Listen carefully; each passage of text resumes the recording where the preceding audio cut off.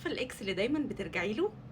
اكس ايه؟ واحنا عندنا الكلام ده برضو عشان تضحكي. ما علينا، انت فهمتي المبدأ. وده حالي بقى مع سيرم الريتينول ده. استخدم ده، استخدم مصري، استخدم كوري، استخدم ياباني، استخدم اللي استخدمه، بس لازم ارجع له من تاني. ده سيرم الريتينول بتاع كوز دباها، نزلت عنه بدل المرة 1000 مرة. سحر، حقنة نضارة، بس هتاخديها على مدار سيرم، مفيش زيه في قلبي. ده نمبر 1 عندي. انا بستخدم ريتينول بقالي سنين حرفيا. ده الريتينول الوحيد اللي انا ما قدرتش استخدمه كل يوم من كتر ما هو فيري افكتيف. اولا هو نسبه الريتينول بتاعته 2.5، فدي نسبه مرضيه جدا بالنسبه لي. هي دي علبته، ولو انت متابعاني من فتره اكيد هتعرفي. هيلورونيك اسيد ونايسيناميد وفيتامين اي وخلاصات تانية كتير. لو عندك حبوب ده علاج ممتاز للحبوب، علاج ممتاز للتصبغات، علاج ممتاز لسطح البشره المحبب او الحبوب اللي تحت الجلد. مش ممكن معاه تتكون رؤوس سوداء